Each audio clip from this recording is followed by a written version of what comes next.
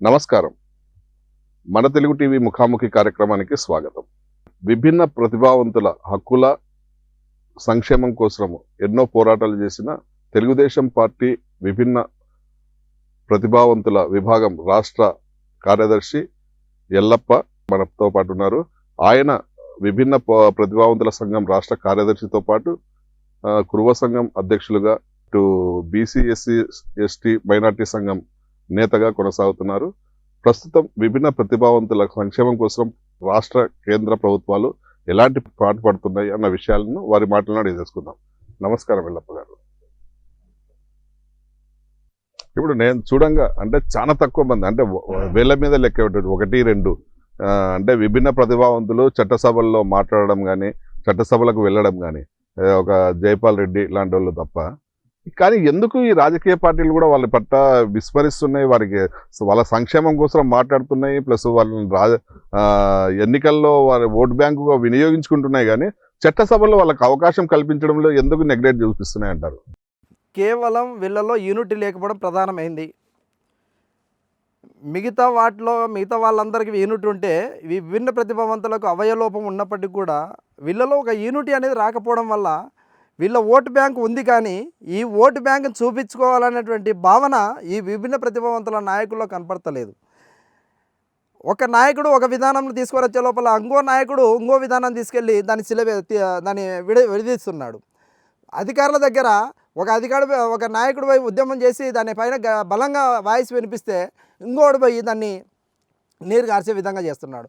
దానివల్ల అధికారులకు కానీ ముఖ్యంగా నాయకులకు ఏముందో ఏం లేదు తెలియదు, కానీ ఏ రాజకీయ పార్టీకి కూడా విభిన్న ప్రతిభావంతుని ఒక నాయకుడిగా చూడాలి, ఒక శాసనసభ్యుడిగా చూడాలి, ఒక పార్లమెంట్ సభ్యుడిగా చూడాలి, ఒక రాజ్యసభ సభ్యుడిగా చూడాలి, ఒక ఎమ్మెల్సీగా చూడాలి అనేటువంటి తత్వం ఎక్కడ కూడా లేదు. ఇవన్నీ లేకపోయినా కూడా స్థానిక సంస్థల్లో గత తెలంగాణ ప్రభుత్వము అధికారంలోకి రానప్పుడు, ప్రస్తుత ప్రభుత్వం అధికారంలోకి రానప్పుడు స్థానిక సంస్థల్లో ఖచ్చితంగా కూడా విభిన్న ప్రతిభావంతులకు 5% రిజర్వేషన్ కల్పిస్తానని చెప్పేసి హామీ ఇచ్చింది, కానీ ఇప్పటి వరకు కూడా దానిపైన ఒక జీవో కానీ ఒక స్పష్టమైన హామీ కానీ తీసుకురాలని పరిస్థితి. మరి ప్రస్తుతం మన ఆంధ్రప్రదేశ్లో ఉన్నటువంటి తెలుగుదేశం ప్రభుత్వం కూడా ఆ పరిస్థితిని తీసుకురావాలని చెప్పేసి మేము ఈ సందర్భం కోరుతా ఉన్నాం. ఎందుకంటే ముఖ్యమంత్రి చంద్రబాబు నాయుడు గారికి చాలా చిత్తశుద్ధి ఉంది కాబట్టి, వారికి విభిన్న ప్రతిభావంతులపైన పూర్తి అవగాహన ఉంది కాబట్టి ఈరోజు రాష్ట్ర గ్రంథాలయ పరిషత్ చైర్మన్ పదవి ఒక విభిన్న ప్రతిభావంతుడికి ఇచ్చాడు. ప్రతిసారి కూడా ఓన్లీ విభిన్న ప్రతిభావంతుల కార్పొరేషన్ మాత్రమే చైర్మన్ పదవి, దాంట్లో మాత్రమే విభిన్న ప్రతిభావంతుడు ఉండేవాడు, కానీ ఇప్పుడు మాత్రం ప్రత్యేకంగా రాష్ట్ర గ్రంథాలయ పరిషత్ చైర్మన్గా ఒక విభిన్న ప్రతిభావంతుడికి ఇచ్చాడు. అలాగే కొన్ని డైరెక్టర్లు ఆంధ్రలో ఒక ఇద్దరికి ఇవ్వడం జరిగింది. మరి ఇప్పుడు ఇంకా విభిన్న ప్రతిభావంతుల కార్పొరేషన్ చైర్మన్ పదవి కూడా ఖాళీగా ఉంది కాబట్టి దీని ద్వారా కొద్దిగా అంటే గుడ్డి కన్నా మేలు అంటారు కదా, ఆ విధంగా అయితే కొద్దిగా స్థానిక సంస్థల్లో కానీ నామినేట్ పదవుల్లో కొంత అవకాశం కల్పిస్తున్నటువంటి పరిస్థితి కనిపిస్తూ ఉంది. కానీ ఇది మాత్రం సరిపోదు. ముఖ్యమంత్రి గారిని ఈ సందర్భంగా కోరేది ఒకటే, దయచేసి సార్ మీకున్నంత విజన్ ఎవరు కూడా లేదు, కానీ మీరు ఈ విజన్ని దృష్టిలో పెట్టుకొని ఈ విభిన్న ప్రతిభావంతులకు కూడా అంతే స్థాయిలో ఈ విజన్లో భాగం కల్పించి వీళ్ళని కూడా అన్ని రంగాల్లో రాణించేటట్టుగా అవకాశాలు కల్పించాలని చెప్పేసి ఈ సందర్భం కోరుతా ఉన్నాను. దివ్యాంగులు అన్ని రంగాల్లో రాణిస్తున్నారు, ప్లస్ విజయాలు సాధిస్తున్నారు, కానీ గ్రామీణ ప్రాంతాల్లో ఎడ్యుకేషన్ పరంగా చాలా వెనుకబడిపోయినారు.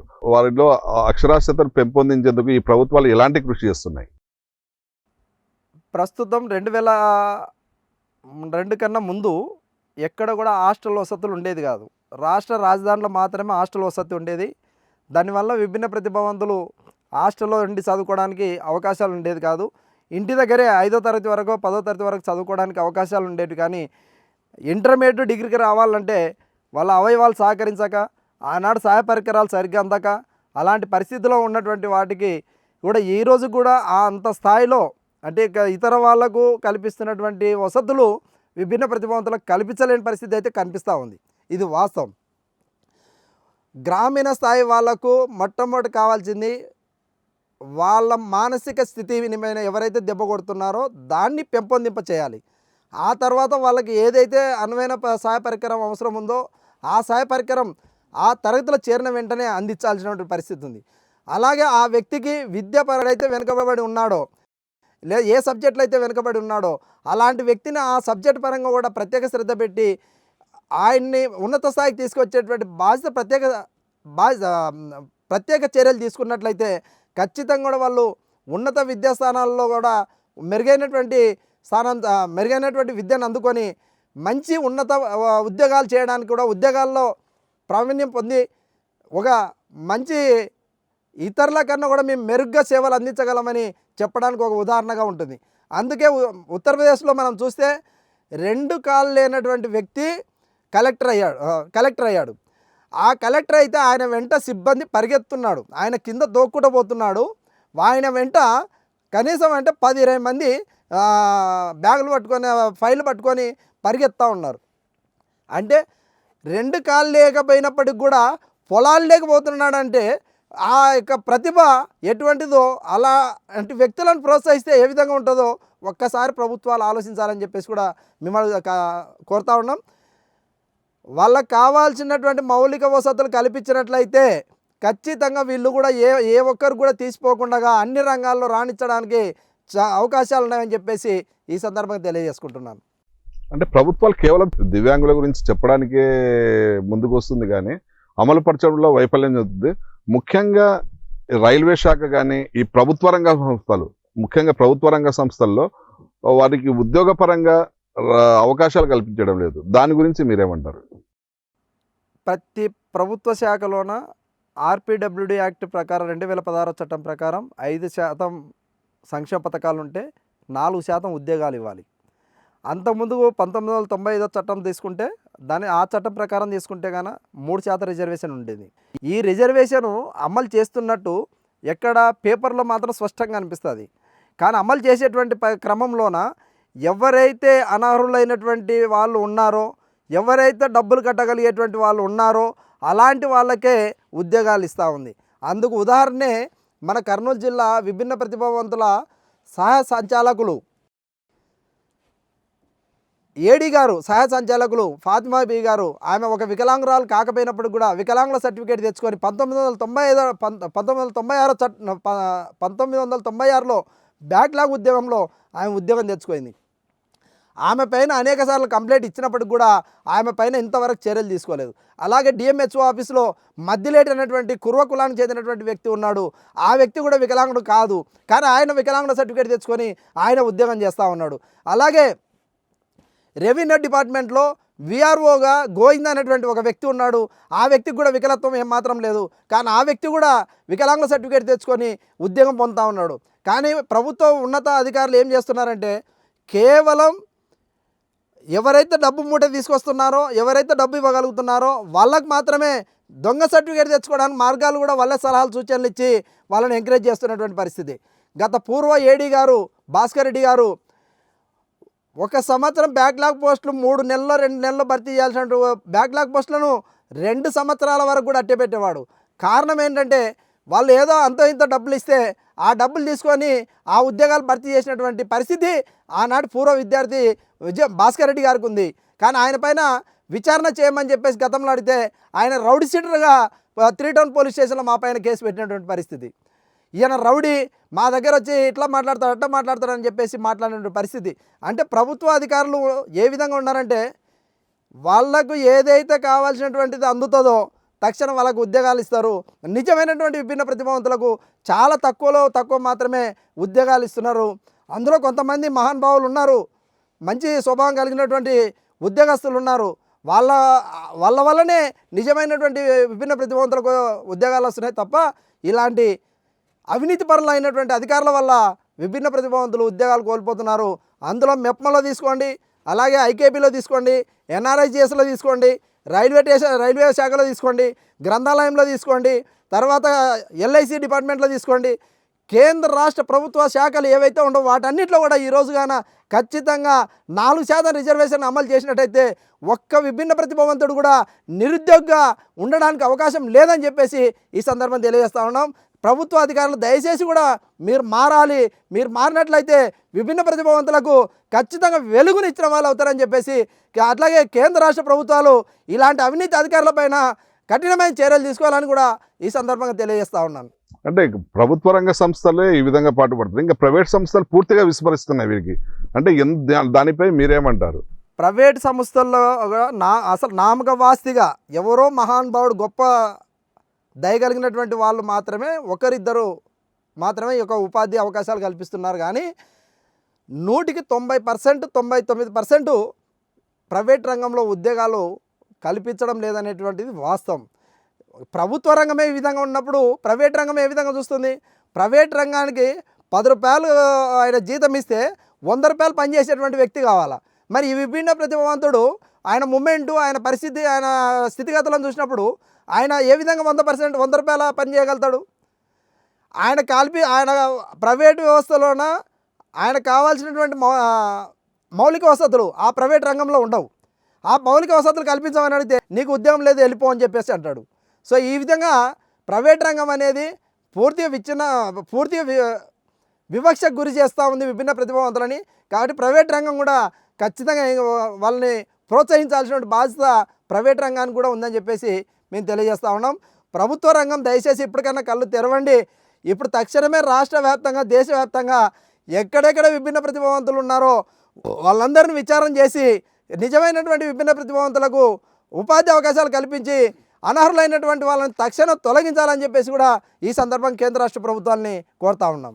అందరితో పాటు సమాన హక్కులు, అవకాశాలు కల్పించడం కోసం ప్రభుత్వం ఎలాంటి చర్యలు చేపడుతుంది విభిన్న ప్రతిభావంతుల కోసం? సమాన హక్కులు కల్పిస్తున్నామని చెప్పేసి చట్టాల్లో అయితే స్పష్టంగా చూపిస్తూ ఉంది కేంద్ర రాష్ట్ర ప్రభుత్వాలు. కానీ సమాన అవకాశాలు అన్నప్పుడు ఇదే మీకు ఉదాహరణ చెప్పాను. డిసెంబర్ 3వ తారీఖు విభిన్న ప్రతిభావంతుల దినోత్సవం. అది విభిన్న ప్రతిభావంతుల దినోత్సవం వేదిక మీద ఖచ్చితంగా విభిన్న ప్రతిభావంతులే వేదిక మీద అధ్యక్షత వహించాల్సి ఉంటుంది, వాళ్ళే నిర్వహించాల్సి ఉంటుంది.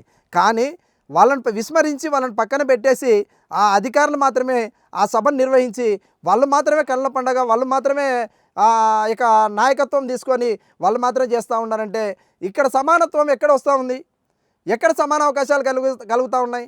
అలాగే ఇప్పుడు ఉద్యోగ రంగంలో కానీ, లేకపోతే ఉపాధి రంగంలో కానీ, లేకపోతే సంక్షేమ పథకాల రంగంలో కానీ ఏది తీసుకున్నా కూడా మేము ఒక కర్నూలు జిల్లాలో మనం తీసుకుంటే ఈ కర్నూలు సరౌండింగ్ ప్రాంతంలోనే లేదా ఈ కర్నూలు జిల్లా వరకు ఒక 1000 మంది వరకు ఇంటి స్థలాలు ఇప్పించగలిగాం. మిగతా జిల్లాలో 1000 మందికి ఎక్కడ ఇప్పించగలిగాం? టిట్కో ఇండ్లో 96 మందికి టిట్కో ఇండ్లు ఇప్పించగలిగాం.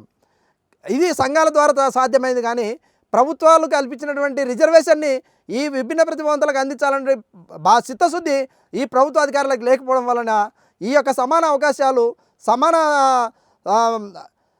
ఉద్యోగ సమానత్వం కానీ ఎక్కడ కనిపిస్తలేదనేది ఇది మాకు ఇప్పుడు మనకు కనిపిస్తున్నటువంటిది. ఇవి పోరాటాల ద్వారా సాధించుకున్నటువంటివే.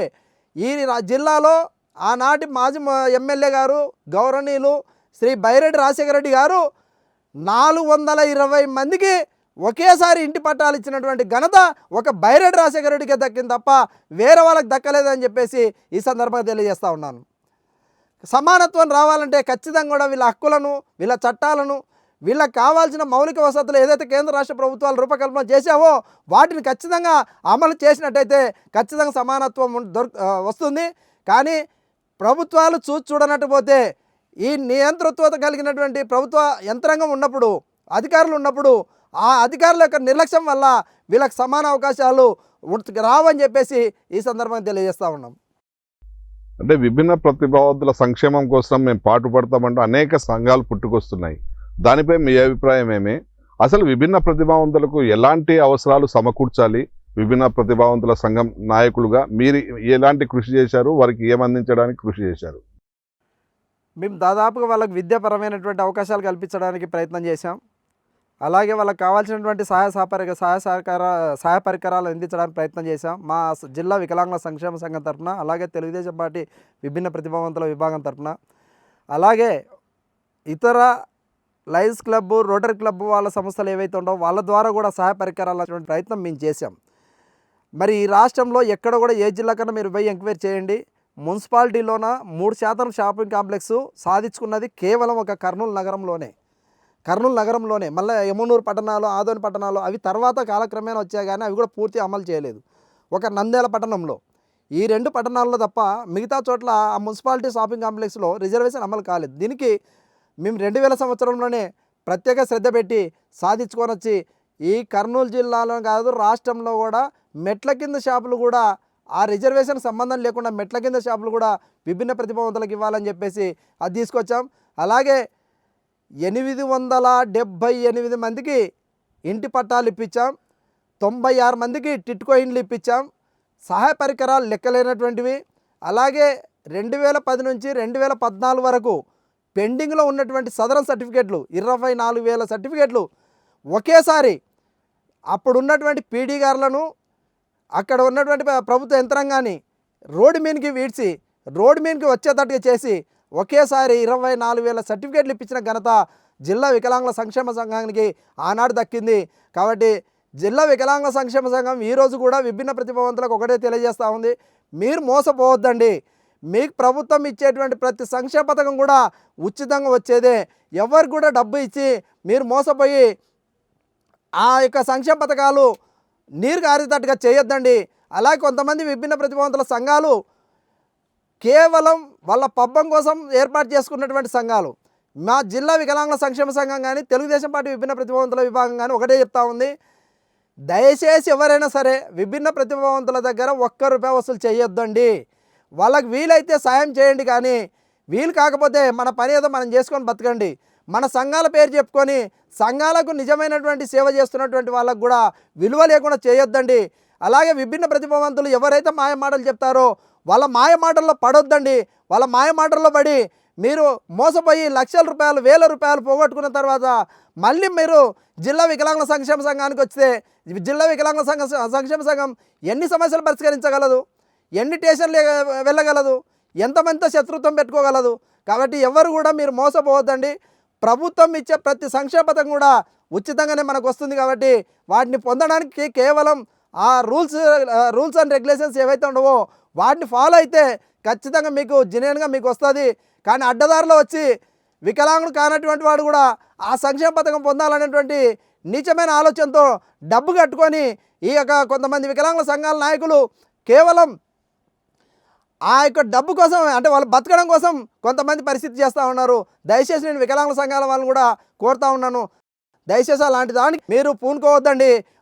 మనం బతకడానికి ఏదైనా కావాలంటే ఒక వేదికను ఎంచుకోండి, ఒక వ్యాపార రంగాన్ని ఎంచుకోండి, ఒక ఉపాధి రంగాన్ని ఎంచుకోండి, ఒక ఉద్యోగం కొట్టడానికి మనం ఎక్కడైనా కోచింగ్ సెంటర్లకు వెళ్ళి ఉద్యోగాలు కొట్టడానికి ప్రయత్నం చేయండి. కానీ చదువుకునేటువంటి వాళ్ళు ఉంటే మాత్రం ఉపాధి రంగాన్ని ఎంచుకోండి, వ్యాపార రంగాన్ని ఎంచుకోండి అని మాత్రం ఈ సందర్భంగా తెలియజేస్తూ ఉన్నాను. మీరు ప్రజా సంఘాల పోరాటంలో ఎప్పటి నుంచి వచ్చారు?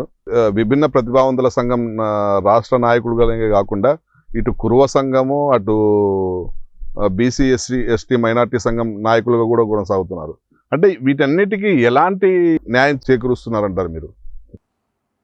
నేను ప్రజా సంఘాల్లోకి వచ్చినప్పుడు సాధ్యమవుతుంది, దీంట్లో సాధ్యం కాదంటే ఏది లేదు. మన దగ్గర ప్రణాళికబద్ధమైనటువంటి ఒక ఐడియాలజీ ఉందంటే మాత్రం ఖచ్చితంగా ఏదైనా సాధ్యమే. అందుకు మనం ఒక ఉదాహరణగా నేటి ముఖ్యమంత్రి విజన్ 2047 అనేటువంటి విజన్ని ఏ విధంగా అయితే పెట్టుకున్నాడో ఆ విధంగా మనం కూడా ఒక లక్ష్యం పెట్టుకున్నట్టయితే, ఒక సిస్టాన్ని మనం డెవలప్ చేసుకున్నట్టయితే ఖచ్చితంగా సాధ్యమవుతుంది. అందుకే నేను ఈరోజు సమాజంలో నేను ప్రజా సంఘాల్లోకి వచ్చిన గమనించింది ఏంటంటే, ఈ ప్రజా సంఘాలు అమ్మడబోతాయి, ఈ ప్రజా సంఘ నాయకులు ఖచ్చితంగా ఎవరికొవరికి అమ్మడబోతారు అనేటువంటి నానుడి ఉంది. ఆ నానుడికి ప్రధాన కారణం ఏంటంటే ఆర్థిక వనరులు. ఈ ఆర్థిక వనరుల వల్ల ఈ ప్రజా సంఘాల నాయకులు అప్పుడు కాదు ఇప్పుడు కొంతమంది సంపాదించుకోవాలనే ఉద్దేశంతో పక్కదారులు పట్టడం వల్ల, అడ్డదారులు పోవడం వల్ల నిజమైనటువంటి ప్రజా సంఘాల నాయకులకు కూడా విలువ లేకుండా పోతుంది. దీన్ని ఖచ్చితంగా కాపాడాలనే ఉద్దేశంతోనే మేము పూనుకోవడం జరిగింది. అందుకోసమే 1993లో మొట్టమొదటి ఉద్యమం డిఆర్డీఏ పైన స్టైఫండ్ కోసం ఉద్యమం చేశాను.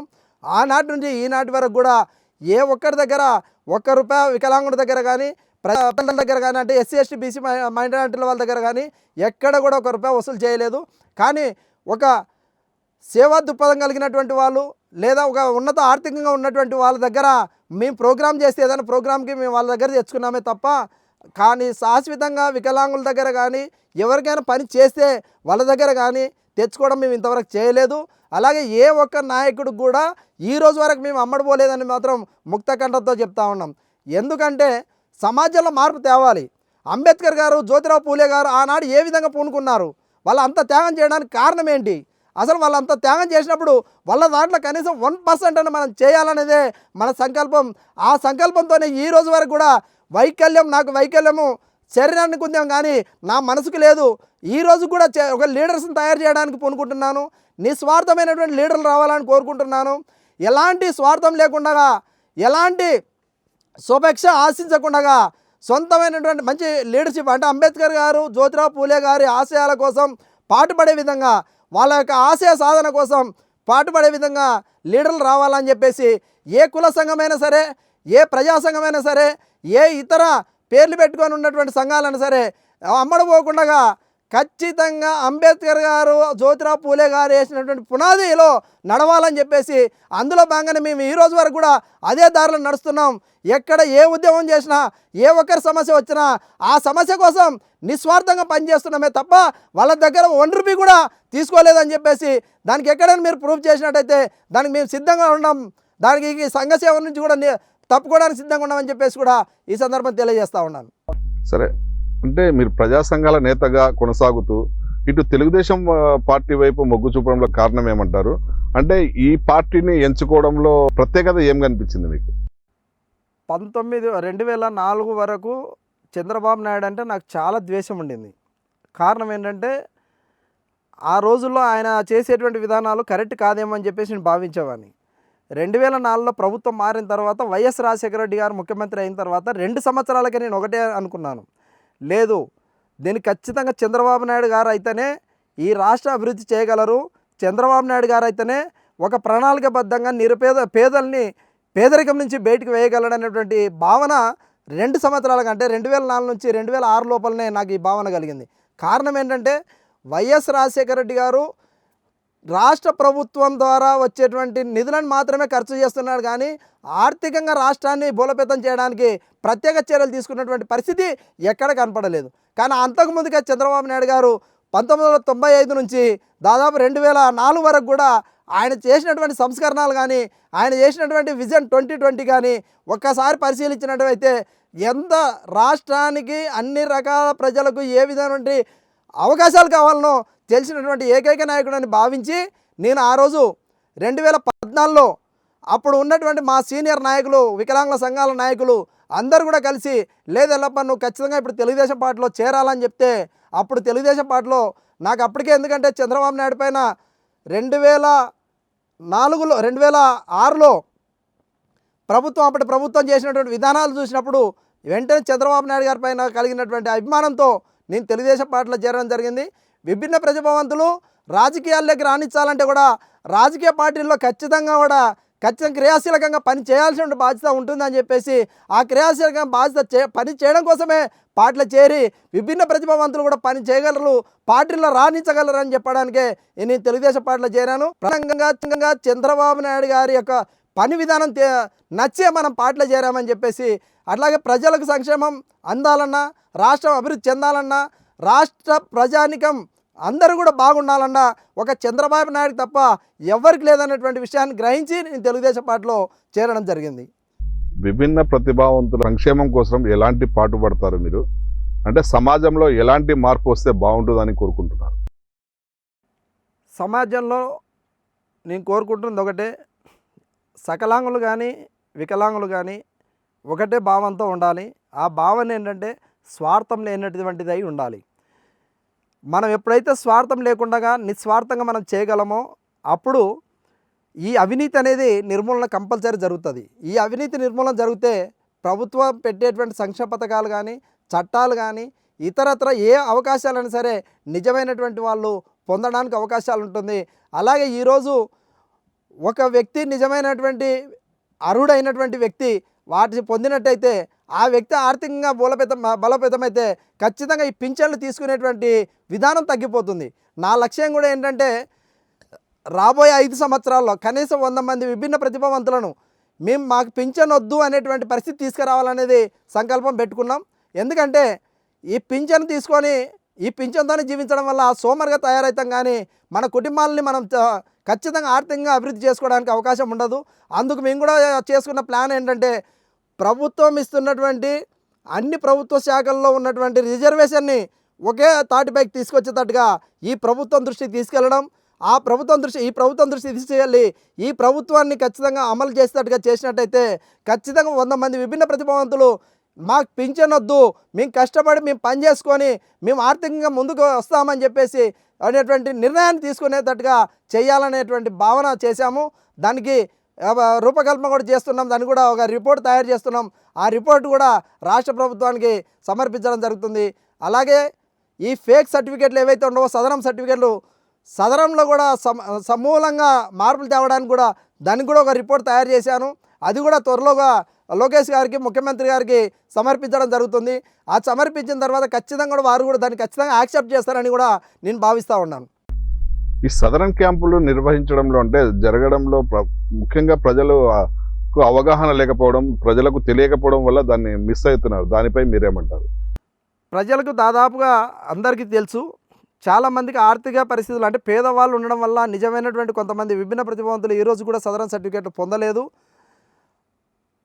కొంతమంది ఫేక్ సర్టిఫికేట్లు పొందడానికి ప్రధాన కారణము కంప్యూటర్ ఆపరేటర్లు, అక్కడ ఉన్నటువంటి అప్లికేషన్ ఫిలప్ చేసేటువంటి వ్యక్తులు, వీళ్ళ కారణం చేత ఫేక్ సర్టిఫికేట్లు అత్యధికంగా వస్తున్నాయి. డాక్టర్లు 99% వాళ్ళు నిజాయితీగానే ఇప్పుడు పనిచేస్తున్నారు. నేను 1996లో మేము చూసినట్టయితే ఆనాడు 200, 100, 300, 400 తీసుకొని ఆనాడు సర్టిఫికేట్లు ఇచ్చేవాళ్ళు, మాన్యువల్ సర్టిఫికేట్లు. కానీ ఈనాడు డాక్టరు ఈ సదరన్ సర్టిఫికేట్ వచ్చిన తర్వాత, ఆన్లైన్ సర్టిఫికేట్ వచ్చిన తర్వాత ఇంకా రెట్టింపు అయింది అది ఫేక్ సర్టిఫికేట్లు రావడానికి. కారణం ఎవరంటే ఈ కంప్యూటర్ ఆపరేటర్లు, అలాగే సచివాలయ ఉద్యోగస్తులు, అలాగే కొంతమంది వికలాంగుల సంఘాల నాయకులు, అలాగే కొంతమంది ప్రజాసేవల ముసుగులో ఉన్నటువంటి కొంతమంది నాయకులు. వీళ్ళు డబ్బు తీసుకొని 5,000 నుంచి 15,000, 20,000 రూపాయల దాకా తీసుకొని ఈ కంప్యూటర్ ఆపరేటర్ల దగ్గర వెళ్ళి వాళ్ళ దగ్గర ఉత్త ఫోటో తీసుకుపోయి కూడా సర్టిఫికేట్లు పుట్టిస్తున్నటువంటి పరిస్థితి ఉంది. అందుకోసం మేమేమంటున్నామంటే సదరన్ క్యాంపుకి ఈ కంప్యూటర్ ఆపరేటర్లు లేకుండానే ఖచ్చితంగా మీ సేవల్లోనే డాక్టర్ అప్లికేషన్ పెట్టి డాక్టర్ ఏదైతే రాస్తున్నాడో ఆ రాసేటువంటి విధానం లేకుండా ఆ డాక్టర్ అదే కంప్యూటర్లో కొట్టితే వెంటనే అది సర్టిఫికేట్ ప్రింట్ వచ్చేటట్టుగా చేస్తే బాగుంటుంది అనేటువంటి రూపకల్పన చేస్తూ ఉన్నాం. కాబట్టి ఫేక్ సర్టిఫికేట్ రాకూడదంటే ముందు కంప్యూటర్ ఆపరేటర్లని ఎవరైతే ఉన్నారో వాళ్ళని వెంటనే తీసేయాలని చెప్పేసి ఈ సందర్భంగా కోరుకుంటున్నాను. ఇప్పుడు ఎస్సీ, ఎస్టీ, బీసీ కులాల్లో రిజర్వేషన్లు అందడంలో జాప్యం జరుగుతుంది. ప్లస్ ఎస్సీ రిజర్వేషన్లలో కొంచెం ఇబ్బందులు ఉన్నాయి. దాని గురించి మీరేమంటారు? ఇది మరి రాష్ట్ర ప్రభుత్వాల పరిధిలో ఉన్నటువంటిది. ఇది రిజర్వేషన్ అమలు చేసేది కొన్నిటికైతే ఒక ఉదాహరణకు బుడగజంగం బేడ బుడగజంగాన్ని తీసుకుంటే 144 జీవో తెచ్చింది వైఎస్ రాజశేఖర రెడ్డి గారు.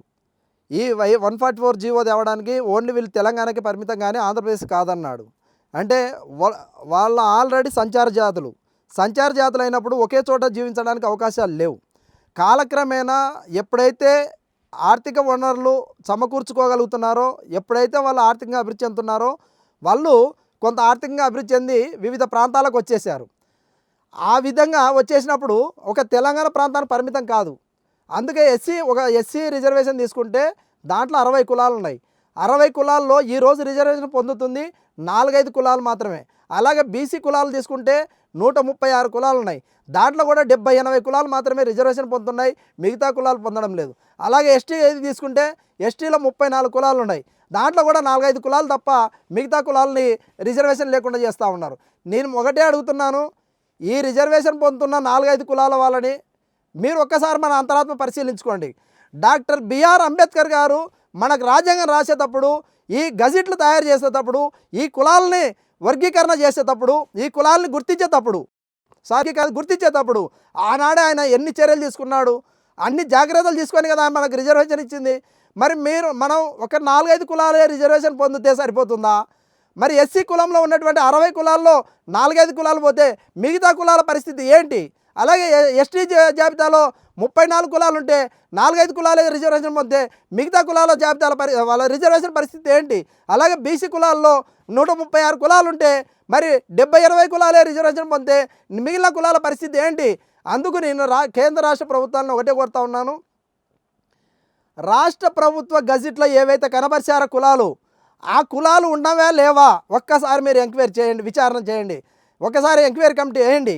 ఆ కులాలు ఉన్నాయి అనుకుంటే ఆ కులాలకు తక్షణమే ఆ సర్టిఫికేట్లు ఇచ్చేసి ఎస్సీ సర్టిఫికేట్లు ఇచ్చేసి ఆ రిజర్వేషన్ 60 కులాలకు కూడా అందేటట్టు చేయాలని చెప్పేసి, అలాగే ఎస్టీలో 34 కులాలకు కూడా రిజర్వేషన్ అందేటట్టు చేయాలని చెప్పేసి, అలాగే బీసీలో కూడా 136 కులాలకు కూడా రిజర్వేషన్ అందేటట్టుగా చేయాలని చెప్పేసి ఈ రాష్ట్ర ప్రభుత్వాన్ని కోరుతా ఉన్నాను.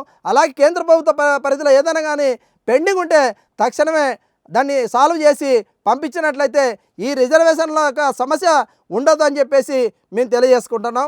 దీనికి ప్రధానంగా రాష్ట్ర ప్రభుత్వం ఒకటి చర్యలు తీసుకున్నా కూడా సరిపోతుందని కూడా మేము భావిస్తున్నాం. ఎందుకంటే గజిట్ ప్రధానమైనది, ఏ రాష్ట్రానికి ఆ రాష్ట్ర గజిట్ ఉంది కాబట్టి ఆ రాష్ట్ర గజిట్లో ఎన్ని కులాలు ఉండవో ఆ కులాలన్నిటికి కూడా ఈ రిజర్వేషన్ ఫలాలు అందాలని చెప్పేసి కోరుతా ఉన్నాం. అందుకు రాష్ట్ర ప్రభుత్వం ప్రత్యేకంగా దృష్టి పెట్టాలని చెప్పేసి కూడా రాష్ట్ర ప్రభుత్వాన్ని ప్రత్యేకంగా కోరుతా ఉన్నాం. ప్రజాసంఘ నేతగా ఈ సమాజంలో మార్పు తేవడానికి మీ లక్ష్యం ఏంటి? ఎలాంటి మార్పు కోరుకుంటున్నారు? చివరిగా నేను కోరుకుంటుంది ఒకటే, బాబాసాహెబ్ డాక్టర్ బిఆర్ అంబేద్కర్ గారు, మహాత్మా జ్యోతిరావు పూలే గారు వేసినటువంటి పునాదులు ఏవైతే ఉండవో, ఏ ఆశయం కోసం వాళ్ళు మనకు ఈ యొక్క రాజ్యాంగాన్ని అందించారో ఆ రాజ్యాంగాన్ని ఖచ్చితంగా అమలు చేయాలంటే ప్రతి ఒక్క ప్రజాసంఘ నాయకుడు కూడా నిస్వార్థంగా పని చేయాలని చెప్పేసి మాత్రం నేను కోరుకుంటున్నాను. ఒక్కరి దగ్గర ₹1 తీసుకోకుండా, ఏ ఎలక్షన్లు వచ్చినా ఒక నాయకుడికి అమ్మడపోకుండా, ఏ మాత్రం కూడా తన కులాన్ని అమ్మి నేను నా పలానా కులానికి చెందిన వాడిని, నేను నీతో పనిచేస్తాను, నా కులం వాళ్ళు కూడా నీకు ఓటేస్తాననేటువంటి భావన తీసుకుపోకుండా నువ్వు ఒక వ్యక్తిగా రాజకీయంగా వెదుగు, కానీ నీ కమ్యూనిటీ అమ్ముకొని అంబేద్కర్ గారి ఆశయాల్ని, మహాత్మా జ్యోతిరావు పూలే గారి ఆశయాల్ని నీరు కార్చకుండా చేయాలనేదే నా ఉద్దేశం. అందులో భాగంగానే ఇప్పుడు ప్రధానంగా ఎస్సీ నాయకులతో కానీ బీసీ నాయకులతో కానీ చాలా సందర్భాల్లో చర్చిస్తున్నాం. కానీ నా శక్తి సాలడం లేదు, నా స్థాయి సాలడం లేదు. కానీ ప్రతి ఒక్క నాయకుడు వాళ్ళ స్వలంబన కోసం, వాళ్ళ స్వార్థం కోసం సంఘాలను విడదీస్తున్నారు. బహుజన సంఘాలని చెప్పేసి కొంతమంది పెడితే ఆ బహుజన సంఘాల్లో అగ్రకులాల వాళ్ళు ఉంటే వాళ్ళ అగ్రకులాలని చెప్పేసి విడిపోయి మళ్ళీ మనం ఒక కుంపటి పెడుతున్నాం. ఇంకొకటి వచ్చి ఇంకొక కుంపటి పెడతా ఉన్నాడు. అది కరెక్ట్ కాదు.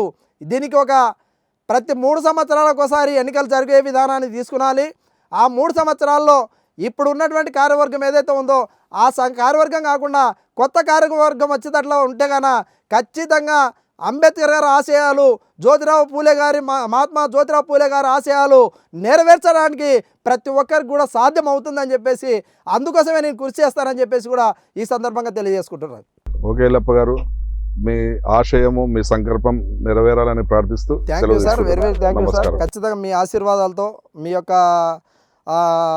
మీ సలహా సూచనలతో కూడా మేము ముందుకు పోవడానికి ప్రయత్నం చేస్తాం. ఇప్పటికే చాలా వరకు కూడా ఎక్కడ కూడా కరప్షన్కి అవకాశం లేకుండా ప్రయత్నం చేస్తూ ఉన్నాను.